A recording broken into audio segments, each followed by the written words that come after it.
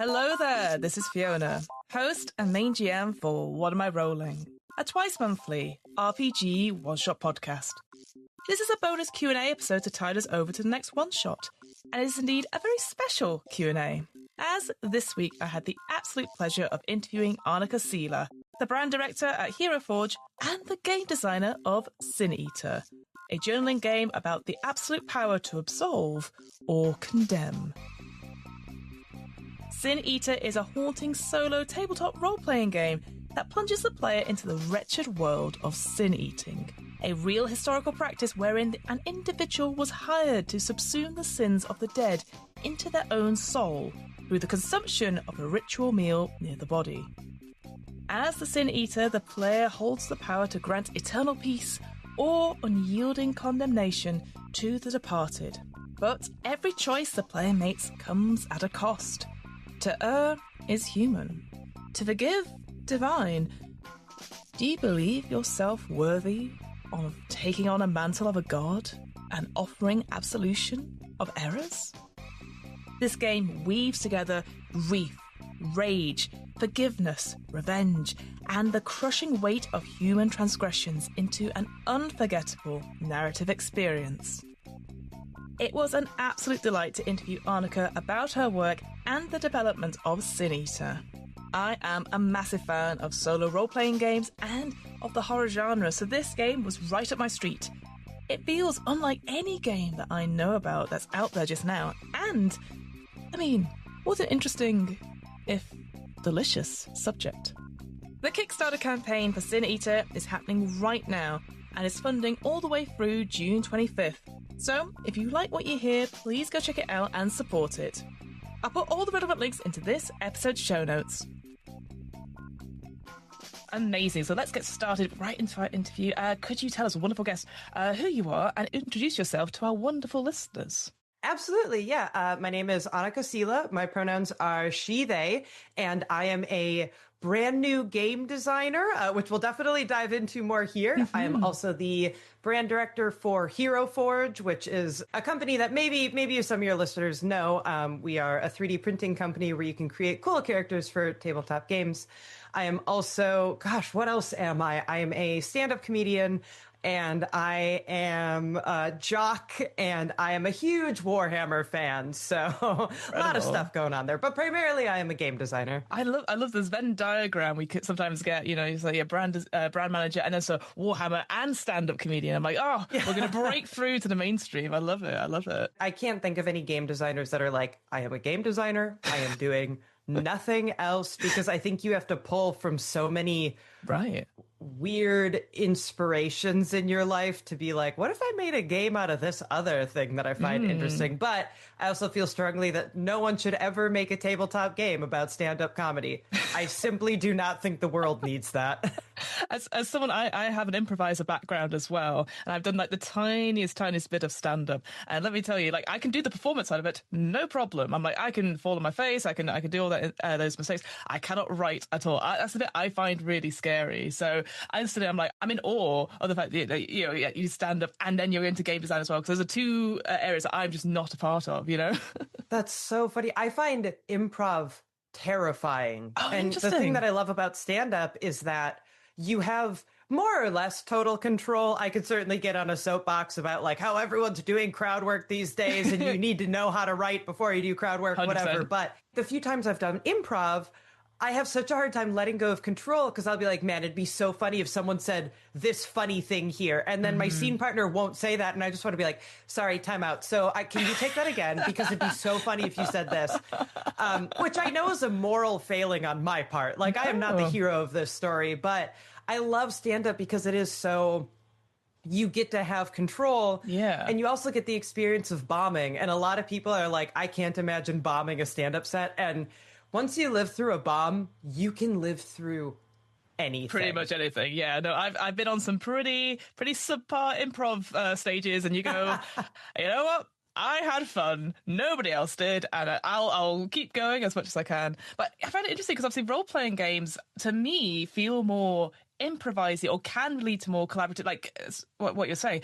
Well, but I like, because I've been doing a bit of Second City just now, and obviously their big thing is like they do devising improv and then do the sketch comedy. So that, like, we go, I've got a funny line that you need to say. That's absolutely A-okay. So they go, oh, right, write that down. And then obviously they get their skits as a result, you know? That's so fun. I would love to get more into sketch comedy. I did a few, because I'm in Toronto, and I did a few of the Second City classes up here. And yes. I think sketch might be a little bit better, but I think for me, stand-up, you can kind of do in a vacuum. Like if all the other comics are horrible, then you're gonna maybe have a rough time. But yeah, but I think improv. I think a good improviser can improvise with anyone.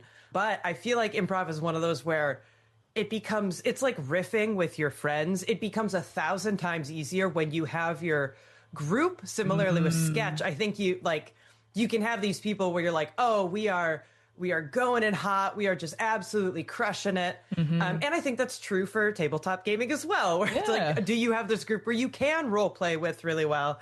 And for me, I mean, one of the reasons I focus so much on a solo game to start out with is that I'm so bad at role play. I'm bad at role play with an audience. And for me, when I play, multiplayer tabletop games, I love combat. Like I said, I'm a jock. Okay. I've been a boxer / doing Muay Thai for over a decade. I love combat. I'm very happy to be part of the role play, but I'm definitely more one of those people that's like, I usually play a martial class, and I'm just like, hey, listen, I'm not gonna just be a murdering maniac, but I would, the moment everyone else in the party's chill with combat, I really know how to hit things super well, and I love the crunchiness, and I love the flavor. I'm horrible at like interpersonal role play, but the second it's like, okay, how do you kill this goblin? I'm like, okay, first of all, I'm going to throw an elbow into the into the eyebrow so that it blinds them with their blood. And then and it gets so flowery with its violence. Yeah. I'm like, okay, that's what I could do. I love that though. Like, cause a lot of people, there is obviously this shift, as you sort of mentioning, that people are going for more that interpersonal relationships. Certainly that's what I'm sort of doing now. So let's talk about your origin story then. Obviously, how did you get into RPGs, that sort of thing? And then specifically, how did you find about solo RPGs? Because obviously we're going to talk about Sin Eater in a second. But yeah, I'd love to know, how did you get into this amazing world? Oh, I love this question so much because I feel like I entered it in a very weird way. I really wanted to play D&D as a kid. I thought it was so cool. And my dad absolutely would not let me play. He was like, I refuse to it wasn't even a cool satanic panic reason. Yeah. He was like, I'm not going to let my kids grow up to be nerds, which is deeply ironic considering his favorite hobby for us to do was to drive 90 minutes down to Chicago, Illinois and go to the opera and go to jazz festivals, which is just a different, some would say worse type of nerd. So that clearly backfired, but he wouldn't let me play it. So what ended up happening is a friend of mine got me the player's handbook. I think at that point it would have been, oh boy, 3rd edition, maybe 4th edition. I actually really can't remember, but I got the player's handbook and I would keep it in my backpack and I would sit at the back of, ironically, I would sit at the back of math class, got a horrible grade at algebra, and I would just read the player's handbook. Yeah. I would read the player's handbook. It was me and the homecoming king / most popular guy in the school / star quarterback who we had nothing in common outside of that. But we would just sit at the back, sneakily looking at my player's handbook, reading through it. It was wonderful. It was great. So I didn't play any in college at all. I kind of fell off of it. And then when I started doing stand-up, which was around 2015 or so, I did a few games of D&D with other stand-up comedians. Oh. And as we kind of talked about stand-up versus improv, if any of your listeners have a chance to play D&D with stand-up comedians, I cannot overstate how much you should not do that because we all have main character syndrome. Yeah. And playing D&D with a bunch of stand-up comics, it was just everyone monologuing on top of monologuing, and everyone had their wacky, I'm the wacky character. And it was, I love all the people that I played with, but I was like, oh, So this game is not fun. Okay, all right. No. I was misled as a kid. No. Oh. So I really sort of fell off of any sort of tabletop games, and my job, because at that point I started working at Twitch on like the content development, content creation team, I really started getting more into video games. So I really kind of fell away from tabletop games. And then I started working at Hero Forge, and I was like, oh, there's so much about tabletop gaming that I just didn't know about. And I dove in so hard. I got so excited about it. My first non-D&D source book that I got was actually Coyote and Crow, which is incredible. Yes. If anyone has not heard of Coyote and Crow, it is made by all Indigenous creators, designed by Connor Alexander, who's a fantastic game designer. And it is this anti-colonialist alternative history where the New World was never colonized. And it's this amazing blend of Indigenous myths and culture that's also blended with these awesome sci-fi elements. It is so cool. It's a D12 system, and I love anything that's not, I mean, full respect to D20 systems, but to me, I like my D6s, I like my D12s. Heck yeah. But yeah, I just, hitting Coyote and Crow first, I think was a fantastic first non-D&D game, because it was like, oh my gosh, this can be cool. Like, tabletop gaming doesn't just have to be, you know, Western world fantasy and swords and boards. It can be so much more than that. So I got just so into Coyote and Crow. And I have become one of those people where I think just because of my childhood experience with D&D, on the shelf behind me, I have so many source books. Yes, I can see. I've played almost none of them. I have read them all cover to cover, though. I love reading source books. It makes me so happy to do. And I know it's hotly contested. Like, if you're only reading source books, you're not a real gamer. I'm playing some, too. Yeah. No, I'm fully with you. I run, as part of this podcast, I sometimes do streams of, like, too long TTRPGs, too long didn't read TTRPGs, where we get a source book or, you know, a quick starter for that, and we read for about 2 hours and see what we like about it. I love it. I love that y'all do that. Because that's the thing. Like, because you're right. Because, like, you know, we're not all like Quinn's Quest. We don't have a group of gamers who will always be like, yeah, sure, I'll donate like 6 to 8 evenings of my time to play a game I've never heard of before. We're not that lucky to have all those friends who aren't constantly busy as adults and aren't, you know, want to try out new things, you know. So I am always a big fan of, like, if you read something, then you at least go, oh, I could use this. And it could be, as you said, it could apply to anything, whether you're a writer, a stand-up comic, you know, or any different game, or even just if you're just telling stories in general around the campfire, anything like that. So I'm a big fan of it. So yes, read more books is absolutely my thing on that. It's okay to read books. Yeah, and especially, I just want to shout out all the people out there who might be like me, where you love tabletop games, you love telling stories, you love being at home alone. You love being at home. You love not having anyone else in your house. And that's such a big problem for me, because I'm always like, oh, I want to play more games. I really want to play more games. Okay, well, do you want to see people on a weekly basis? No. What? Absolutely not. Oh. I am that problem person.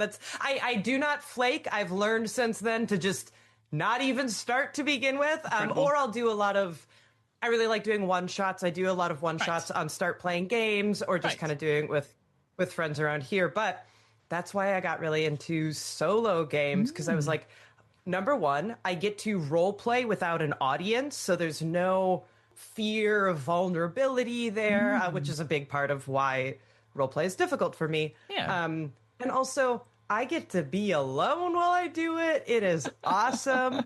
So the first solo game I ever, well, hold on, I need to go check I was going to say, check the library behind you. Yes, absolutely. So the first solo game I ever played there was a game version of, do you remember those Choose Your Own Adventure books?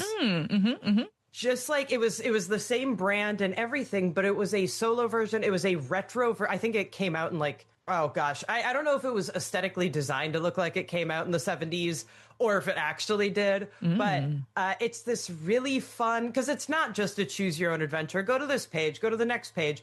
There's that, but then there's also this tracker where it's like, oh, you're tracking your sanity. Oh, you got this item that you can use later. And that was mind-blowing to me. I think I played that like 5 or 6 years ago, and I was like, oh, this is really, really fun. And then the first game that was a little bit more like a journaling game that was a solo game that I played was Forgery by Banana Chan. Yes, which is such a good game. If people don't know, Banana Chan is a phenomenal game designer, and they created a game called Forgery where you are an art school student or you're a fledgling artist. Yes. And you have been tasked with creating a forgery of a cursed painting. And what's so cool about it is that you're journaling, you're getting these prompts, and it's like, well, XYZ happened. How do you feel about that? How do you respond to it? But then at the same time, along with that, you have a paint by numbers version of the game the painting that you're supposed to be copying. And with every prompt that you answer, it goes, okay, fill in these numbers, and if you fill it in with warm tones, go to this page number. If you fill it in with cool tones, go to this page number. And if you fill it in with neutral tones, go to this page number. And that was so cool to me because it was my first time seeing a solo game that had a journaling component, but it wasn't just right. Next question, right. Next question, right. Your hand's cramping. I like that. Yeah, it had like an actual physical element to it. Or, yeah, you had like it feels like a deliberate choice. Because I know Banana Chan's recently, I was just trying to look for the name of their latest one, which is like the second one in the trilogy of their solo games, where you are a dressmaker and you're making like I think it's called Knockoff is the name that seems to come It is called Knockoff. Yes, yeah, I believe it just wrapped up on Backer Kit, but the late pledges might still be open, so it's definitely worth checking out. Absolutely. And again, that idea of like getting bits of fabric and sticking it again, because I know there's this big sort of, I don't know, a big sort of wave in sort of artifact games where, again, like that's idea. It's mostly to do with solo games where you either do prompts or you write something or you color something in, and at the end you have a physical thing in your house, and you go, "That was my experience." And I just love that idea that you were creating your own bits of art. That again, as you said, no one else needs to see, but you're like, "I remember that experience, and what a great experience that was." Absolutely. Yeah, and we have a version of that in Sin Eater, and basically, you're we can get into it. I don't want to jump ahead, but there is a part where, especially as someone who's ADHD, I really need breaks. I need to get up and I need to move around. And in constructing your ritual, there's a part where you have to get up and find keepsakes from your own life to actually place on the ritual spread in front of you. And even though it's ephemeral, like you're not going to leave that spread there 24/7, you could. Mm-hmm. You probably won't. It gives you that thing where there's this tactile element to it. And it also lets you get up and stretch your legs. Because if you're just sitting playing a game for 2 hours, that's hard. That's really hard. Yeah, absolutely. Yeah, having a solo game is also great because you can do it at your own pace. You can be like, I could do half an hour today, or I might be like, oh, I've got the whole Sunday free. Well, as long as I have some breaks. Yeah, absolutely. I'm currently going through Kuriko just now, which is that sort of Studio Ghibli inspired one, which is like Kiki's Delivery Service. You're a witch that goes away for a year. Right. Yeah. And yeah, absolutely recommend it because it's what's great about that game is that, you can just go for it chapter by chapter and it just teaches you as you play. You don't need to know the rules at the start. And it's very good. However, you sit down, it's 3 hours later and you still haven't finished the chapter and you're like, well, I do need to finish today. I need to move on. So yeah, I love how solo games can be at your own pace as well. But let's talk about Sin Eater then. So for those people who don't know, what is Sin Eater and how does it differ from other solo games that are out there? So Sin Eater is a solo journaling game that is loosely inspired by the real historical practice of sin eating. The concept of a living person transferring either a dead or soon to be dead or just honored person who doesn't want sins, transferring those sins onto their own head that's present in a lot of different places, in a lot of different periods in time. For this game in particular, Sin Eater is inspired by the practice that was occurring primarily in the Welsh marches, but also in parts of England, Scotland, and Ireland. And what was happening is that at that time, the Catholic Church was very big. They had a big old presence. This was around the 16th through 18th century or so. Catholic Church was big at that time.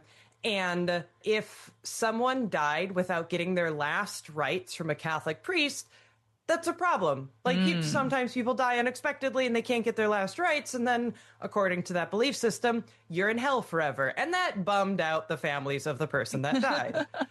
Understandably so.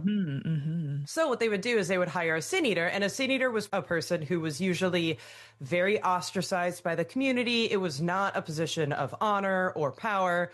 And what they would do is that they would come to the house of the recently deceased and they would be given a very simple meal, usually just bread and ale, something like that. And then the practice kind of differs from place to place, but they would either put the food next to the body or they would actually put the food and drink physically on the body. And then they would eat it to ritualistically absorb the sins of the dead onto themselves, thereby allowing that dead person to go to heaven. The Catholic Church hated that. Well, understandably. They're like, that's cheating. Cheats. Yeah, exactly. Yeah, although it is important to me to note that Sin Eater, even though it was inspired by a practice that came about because of the Catholic Church, it is religion agnostic. It is God or gods agnostic. And nowhere in the book do we really specify heaven or hell in any way. We just more talk about like, hey, do you want this person to have a good time for the rest of their soul's life, or do you want them to have a bad time? And you get to make that decision. Yeah. So with Sin Eater, what you're doing is when you're kind of going through and you're playing it, you create your Sin Eater based on, your name, your epithet, who you are, what your own sins are. And something that I think is really cool is we ask, are you journaling for yourself or are you creating a guide for future Sin Eaters? Which I really like that a lot because I think that will probably change how people are playing the game, especially because you are talking about your own sins. And it's like, well, how much of that are you going to let slip through if you're like, how to like sin eating 101 for future Sin Eaters? So you start out with the Genesis section where you're creating yourself, you're creating the corpse. Who was this person to you is a really big part of it because, assuming you're the village Sin Eater, everyone probably kind of knows each other, although you certainly do not have to stick with that particular setting or that particular example. So was this person a despised enemy? Was it a lover? Was it a dear friend? Was it a family member? And then you have to choose. You can roll or choose what their sin or sins were. And it is important to me to flag that, again, you can roll or choose them because these sins can be tied into real world sources of pain or trauma. And if you roll on a sin that you're like, oh, this one really bums me out for personal reasons, you can re-roll. You can choose. There's no wrong way to play this game. There's actually probably so many wrong ways to play this game. Yeah. But just don't rip out the pages and eat it. That would be one wrong way to play the game. But that's an just when it comes way. No. That is an extreme way. I just felt germane to be like, listen, there might be a wrong way to play this game, but that is not one of them.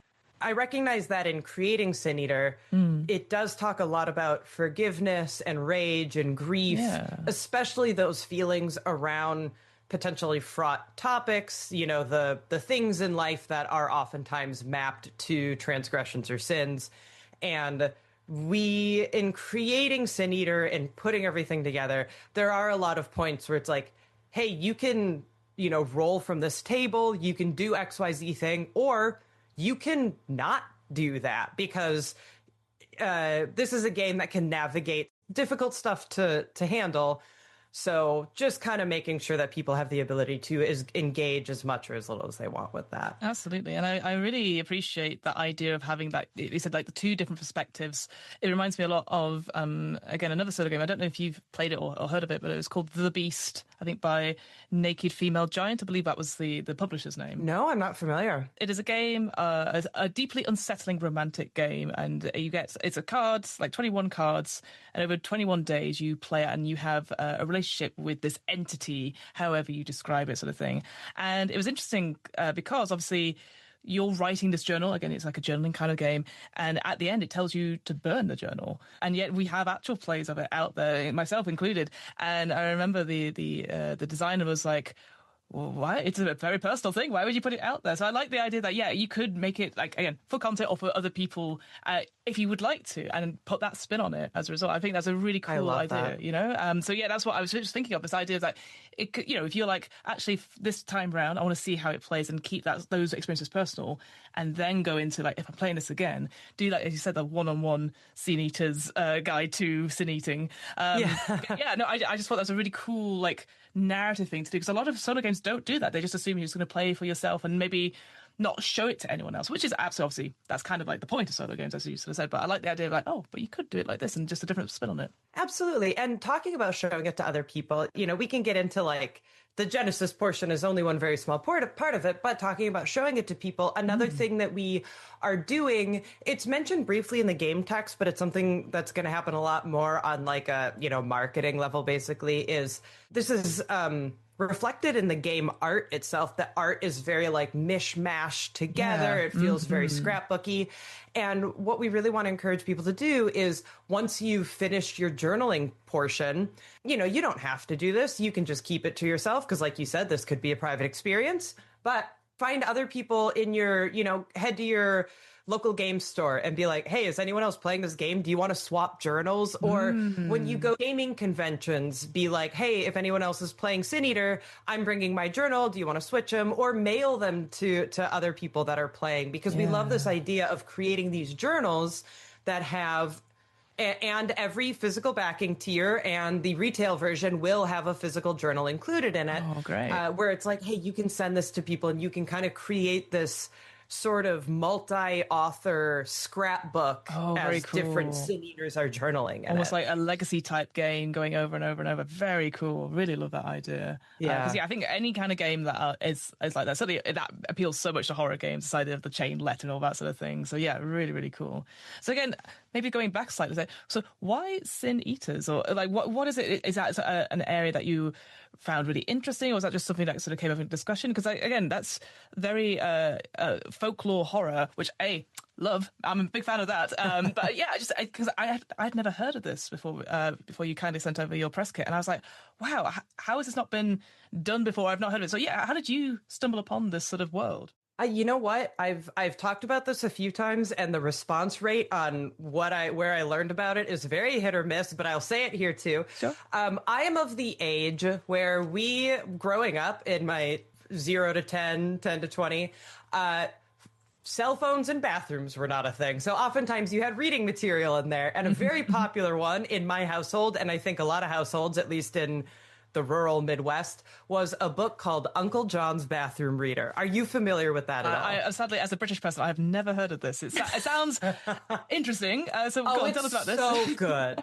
Tell us about it then. It's so good. So it was a series of books. There were like 60 of them. Okay. And there are these big fat books called Uncle John's Bathroom Reader, and they were just full of short stories and interesting facts and, you know, funny, ironic stories, just a mishmash of fun in little bite-sized pieces of information. And I did not only read those in the bathroom. I took those with me everywhere. Like, they are a neurodivergent person's dream. Right. I truly am like, these are for my people. I'm a very, hey, listen, if you're listening to this and you know that those books, hit me up online, because I want to talk about them.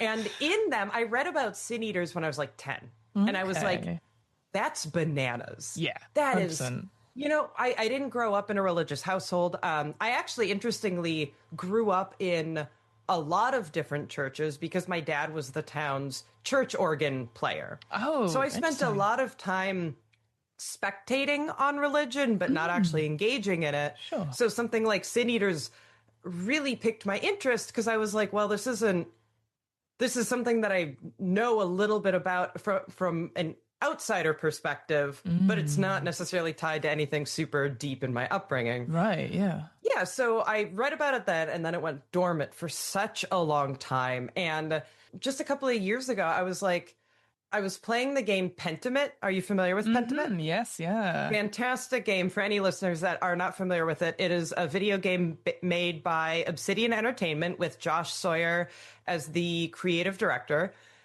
or just regular director. I can't remember what his title was, but it is a very niche game where you are a journeyman artist in like 1500s Bavaria, solving a series of murder mysteries at a monastery and at its neighboring village. On paper, that's a tough sell. Yeah, it is. But if you type in that word into the thing, you get some beautiful imagery. The design of it is gorgeous. The art is just gorgeous. And it is as historically accurate as they could get it. Josh Sawyer in an interview talks about how they made sure that the run cycle was historically accurate because people used to run differently because they wore soft-soled shoes. Okay. So you couldn't run or walk placing your heel first. You had to kind of run and walk placing the ball of your foot first. How interesting. Oh. It's so interesting. It's so historically accurate. The way the handwriting used, it's sort of a visual novel. The handwriting used with different speech bubbles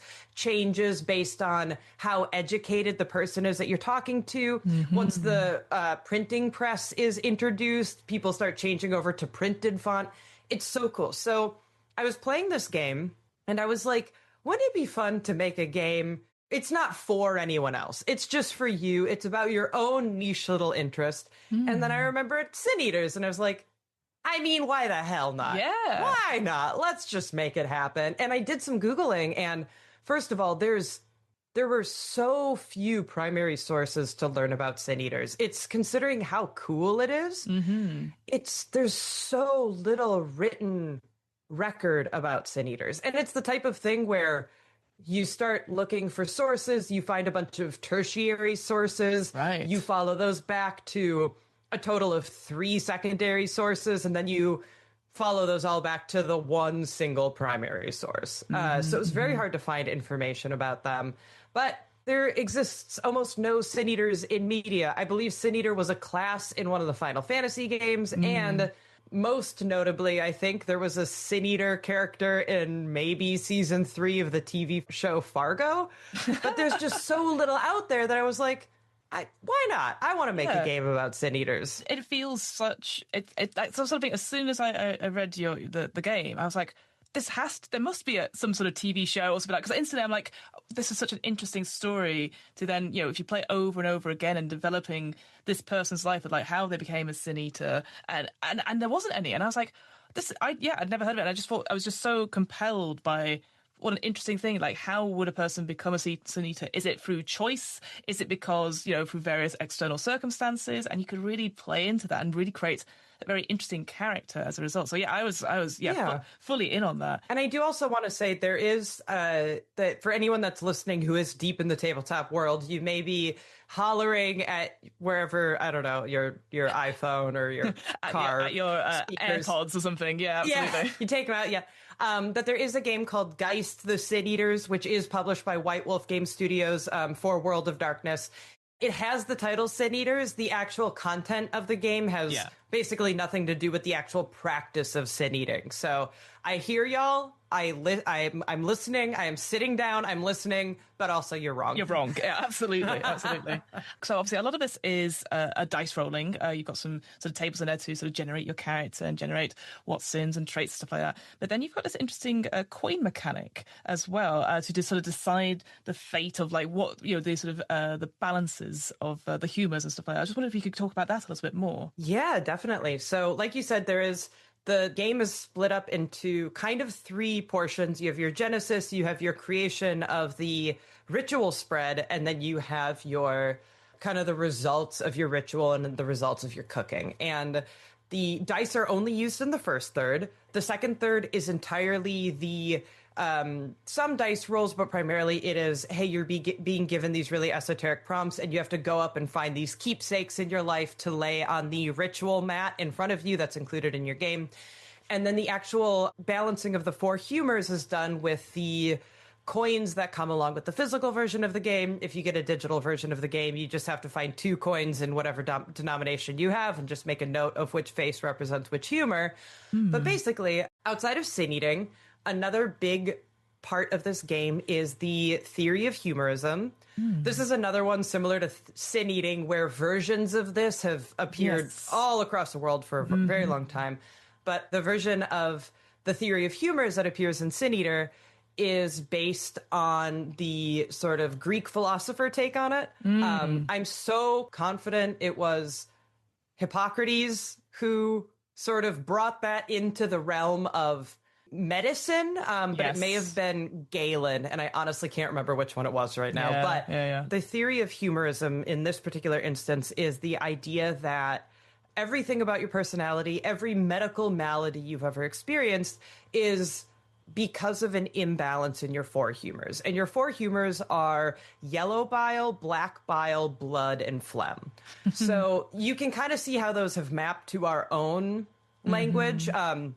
If someone has a phlegmatic personality, then they have a lot of phlegm. If someone has a very sanguine personality, too much blood, and then black bile is melancholic and yellow bile is choleric. So those are all they're kind of antiquated. No one's out there being like, I'm feeling a bit choleric today. Well, actually, no, none of that. I'm actually feeling but so it's kind of the idea that these humors represent or make up every illness you've ever had. Everything about your personality is based on these humors. So something that Sin Eater's publisher, Hunters Entertainment, and specifically the creative director for Hunters Entertainment, Knox, when I pitched this game to Knox, he was like, this is really cool. It's missing something. Like, there needs to be some cool added component. And he was like, what if we added a coin flip mechanic? And I was like, that sounds really cool. And then I started thinking about coin, death. Notably, coins most related to death. You have two coins that you put on the eyes of the dead. Exactly. And then I kind of got stuck there, and I was like, well, I don't know what to do with that. And then it was like, two coins, four faces, four humors. Yeah, Galaxy Brain moments. Yeah, absolutely. Yeah, exactly. So there's this coin flip mechanic now where what you're aiming to do is get each one of the humors represented one time. So you flip one coin and you want to get heads and tails functionally, and then heads and tails, or tails and heads, Yeah. So that's perfectly balanced. And if that happens, your recipe worked well, your ritual went well, and this person's soul is going wherever you want it to go. Because again, they don't have to be having a good time in the afterlife if you don't want them to be. Yeah. But it goes where you want it to go. The other result could be if you have a heads, tails, and then a heads, or tails, where the humors are slightly off balance. The soul will end up where you want it to go, but it's going to have a rough time. And there might be some elements of this person's personality that kind of get stuck to you. And you kind of have to work through what that's going to look like. But then if you get, heads, and tails, or whatever, fully imbalanced, that's a bad time. Those are discordant humors, and there are aspects of this soul that are now chained to you forever. The things about this person that you hated the most in life are now a part of your personality. And because you can play the same Sin Eater multiple times, once you get 3 discordant humors results, that Sin Eater is dead. You cannot play them anymore. And whether that death is spiritual or physical, that is up to you to decide. That's so cool. Because I was just imagining, again, that whole thing of like flipping in, like going like, okay, well, that's good.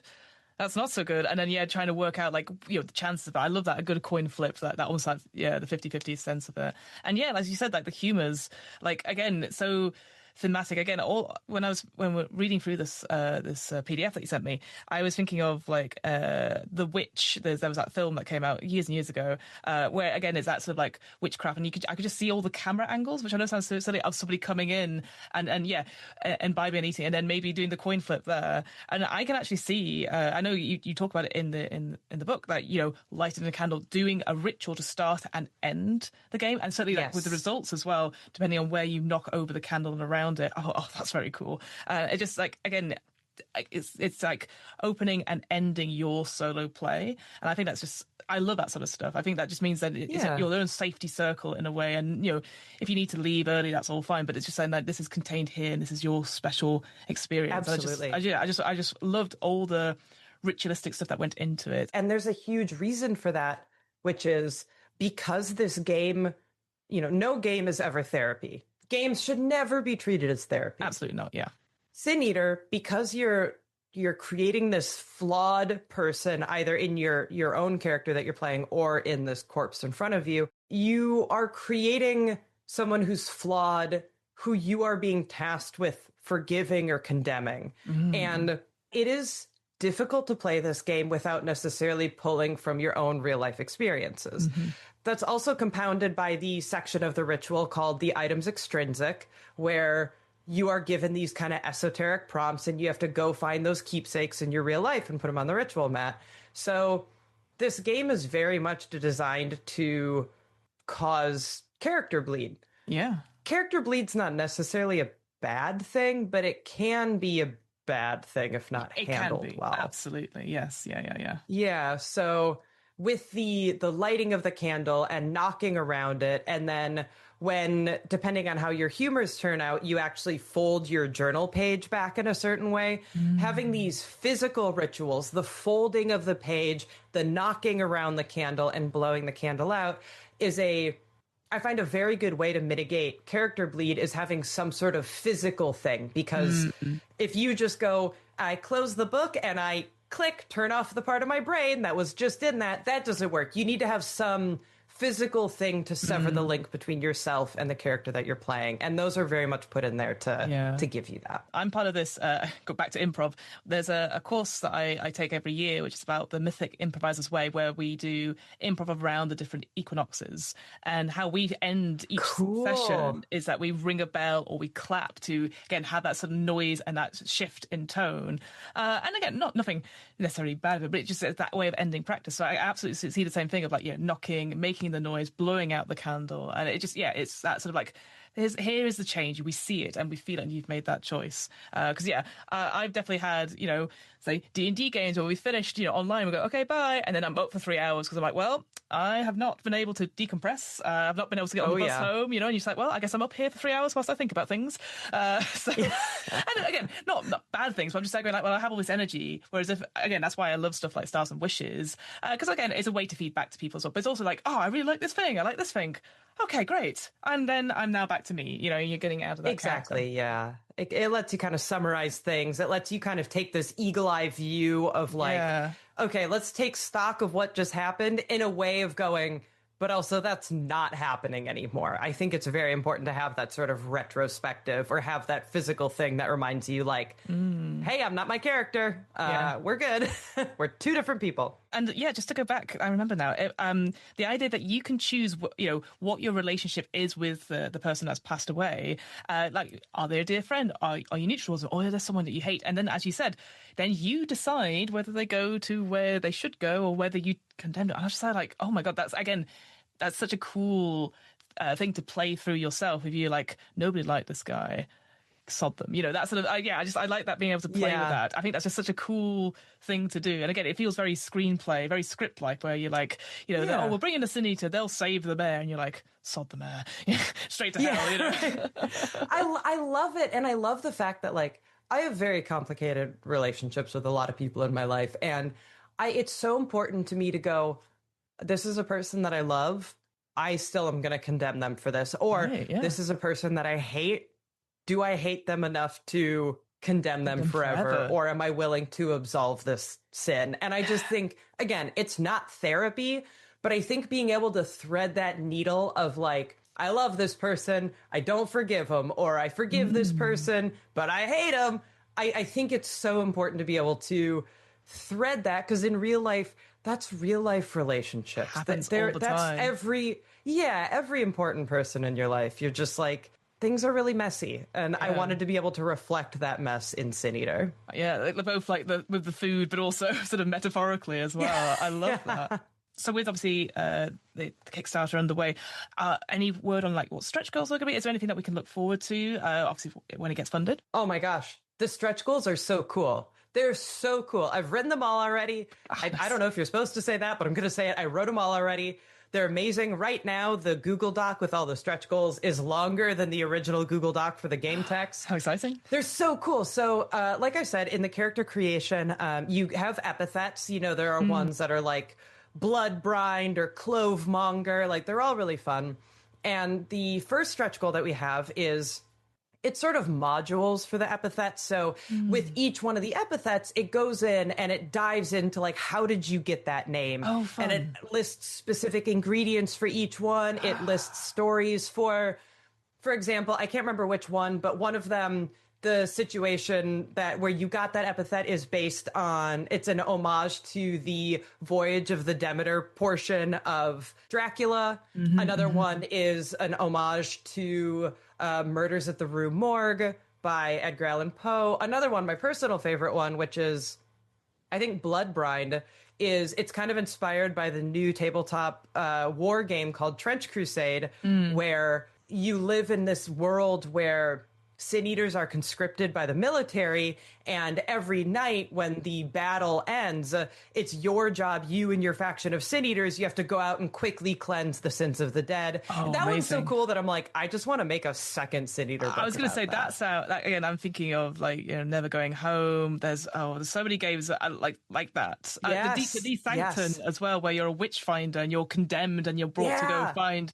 Thomas Cromwell's witches and stuff like that. And I'm just going like, that sounds so much fun. You know what I mean? So yeah, that sounds great. It. So we have that one. Another one is it's called Indulgences, and it's based on the Catholic practices, or the Catholic Church's practice of indulgences, which they don't really do anymore. But broadly, indulgences were like, hey, it's very complicated, and this is sort of a willful misunderstanding of what indulgences are. It's nuanced. I won't get that into it, but broadly, indulgences were a thing that the Catholic Church did. Martin Luther hated it. It's one reason why the whole Reformation movement happened. But what indulgences were is that they would kind of pre-forgive a sin if you paid them, where you're like, hey, I'm going to go do some wrath.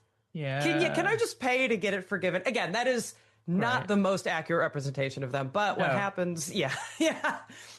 Don't at me, please. I know it's a willful misunderstanding. But yes. With that, you have this list of indulgences that are just these complicating factors. So if you want to add an indulgence in, maybe the person whose sin you're cleansing, also one of their sins was conspiracy. And because of it, they have a very paranoid soul. And this was cleansed, was given false clemency. So now that paranoia has leached into you. So that means that this journaling session, you have to write your journal entirely in code. You have to come up with a code and write it like that. Oh, I love that. I'm very excited about. We have some other really cool ones too. We have an expanded list of items extrinsic, which would be great. That gives you more stuff to go seek and find around your house. And then we actually have one that's an entire 76-minute companion album made by the incredible composer Cy Rutherford. He's so talented. And that one's already been recorded. I really hope we unlock it. But it's just this beautiful, haunting, feral song, and it's one continuous track. Oh, and brilliant. it's fantastic. So I'm very excited about those. And then I think the last one we have is a cookbook that is based on humors. So it's like, hey, brilliant. This food increases your humors, or increases your phlegm. And it's based on an actual book called On the Theory of Foodstuffs, written by the aforementioned Galen. So it was written by someone who really believed in the humors stuff. So I'm very excited for all those. Oh my God, these sound incredible. And yeah, I'm massive fan of solo games that have a soundtrack, because you are so immersed as a result. And yeah, it totally makes sense that it's just one long continuous one that you could put on repeat and stuff like that. So, very, very cool. Here's a question for you. Again, obviously, I know you're incredibly passionate about this. Obviously, going to the funding campaign and stuff like that. Has there been a part of this process? As you said, this is like I believe, correct me if I'm wrong, your first time game designing, you're stepping into the role, as it were.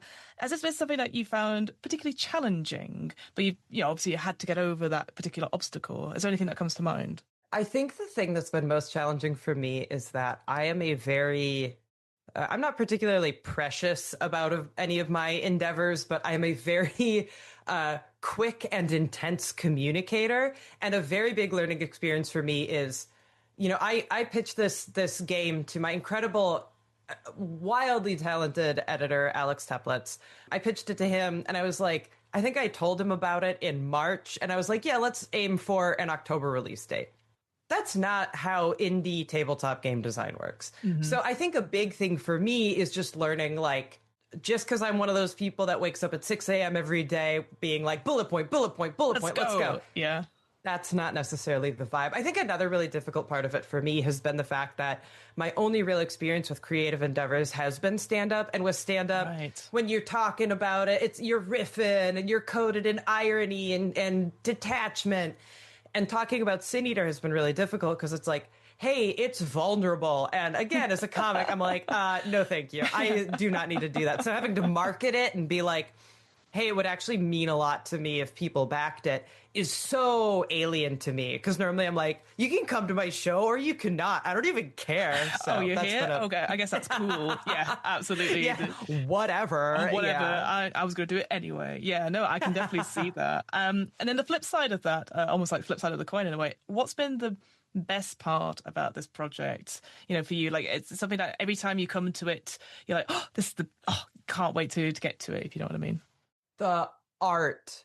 I'm so lucky to have surrounded myself with the most talented people. I've already shouted out Alex. He did such a good job. I sent him this Google Doc of a mess, and he's like, hell yeah, let's make this happen. Oh, amazing. Huge shout out to our primary layout artist, Eric Sawicki.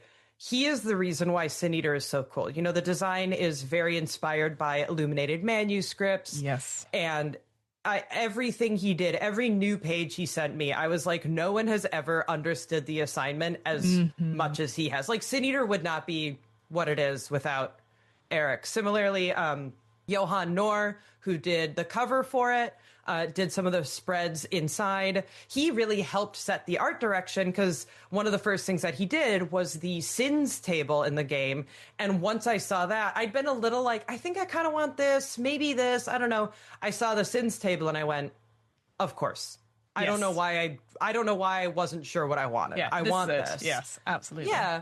And then I'd love to shout out my dear friend who his name is Max Hogan. And when it came to coming up with recipes, because I wanted a ton of recipes as marginalia on the Sin page, I'm not a chef. I'm not good at cooking at all. And this was so early days in the game. I reached out to Max and I was like, you are an incredible chef. You do cooking streams on Twitch. What would you help with that? I'm sorry. I don't know what I'm doing. And he helped set the tone of the game so well because some of the recipes he came up with, we have a list of modern sins. We have minor, major, and modern sins because it's a little more fun. And one of them is crab mentality. And one of the recipes he came up with was just like, eat crab legs that are still in the shell and just mash them up until your gums bleed. Yeah. And it's just, he did such a good job of setting it. So being able to surround myself with talented artists and give them money to do their art. I'm working on this game. The other 1.5 that I have in production right now, I'm just like, I'm so lucky to be able to surround myself with artists. I truly think that's my favorite part of game design. It's just being like, thank you for letting me pay you to bring my silly little idea to life. I love it so much. That's such a wonderful thing to hear you say, especially like I know right now there's all this talk about, again, we don't need to go into it, don't worry, but like, AI and that taking over and something. And yet when you see something like Sin Eater and that cover, all the sort of the layout, and then you're like, holy shit, this is incredible. I could never do that shit. And like you said, you hit the Google form, the Google Doc goes over, and you're like, you come back and go, well, they got the idea, great, yes, this, So no, it's just, it's amazing. It's so nice. If there are any wannabe game designers out there, surround yourself with artists who make you want to write better words for them to put in layout. 100%. I would seeing what Johan and Eric did. I was like, I gotta rewrite this so that it fits, it honors their art. I have to up my game as the game designer to make it with the art. Amazing, absolutely amazing. If somebody was coming to your game, backed it, enjoyed this interview, and they've never played a solo game before, and they've come and they picked Sin Eater as their first one, what big bit of advice would you give that particular person? Oh, that's such a good question. I'm going to say again, there's no wrong way to play except for the aforementioned wrong way. I think with Sin Eater, especially if you go to the Kickstarter page, we have a Learn to Play, and it was done by the absolutely amazing Nala J. Wu, who's an art director at Hunters. And you'll see this beautiful scrapbook being put together. You don't have to do that. With a solo journaling game, you don't have to. You can write it on a word processor. As mentioned before, you don't even have to write anything. You can just read through it and play it in your head. You don't even have to do the ritual map part of it. You can just be like, ooh, so for this prompt, I'd probably go grab this souvenir from that vacation I had with my ex-boyfriend, and sometimes I still get sad when I think about it, or maybe I'd grab this thing. And I want to make it clear that this game is meant to just be enjoyed as a fun mental exercise or just a beautiful piece of art. So you don't have to, we talk about lighting a candle and all that, but you can create whatever vibe you want. Just have fun with it, read through it, and engage with it as much as you're comfortable with. You do not have to, we've talked a lot about vibes. You do not need to put on a burial shroud and black out all your windows. And it doesn't have to be that intense. It looks like it needs to be, but the cool thing about solo games is with multiplayer tabletop games, oftentimes you're like, oh, everyone dressed up and everyone's doing voices. I need to do that too. And with a solo game, you get to engage with it as much as you want. And that can change between session to session. That can change minute to minute. And I really like that about them. So if you're new to solo games, just remember, stick a toe in. It doesn't have to be that intense. I love that. Thank you so much for coming on and talking to us about Sin Eater.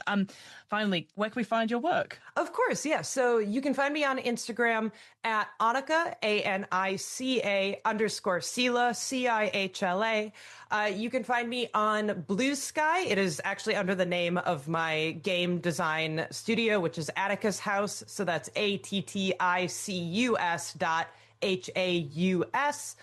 That's where I will primarily be talking about Sin Eater. And then it goes live, or it went live, May 26th, and it will be going until June 26th. So definitely please back it. This is a game that's very near and dear to my heart, and I think a lot of people have a really fun, but also just a really interesting and engaging time playing it. So I would very much, I'd love to see it succeed. Oh, well, thank you so much, Anica. Honestly, I am so hyped for these kinds of games, and I'm a tick. That's going to be on my list when it comes out. So yeah, no, thank you so much, and best of luck. Fingers crossed. I want that soundtrack. As soon as you mentioned it, I want the soundtrack. So it's so good, and thank you so much. This was such a wonderful conversation. You are such a good host and interviewer. That's okay. I will send you my invoice later. Do not worry.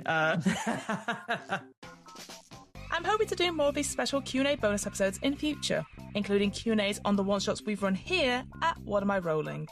If you have a question or think of an RPG designer you'd like to see interviewed on this podcast, just let us know. Our email address is whatamirollingpodcast@gmail.com. And that's it. Great. See you next time.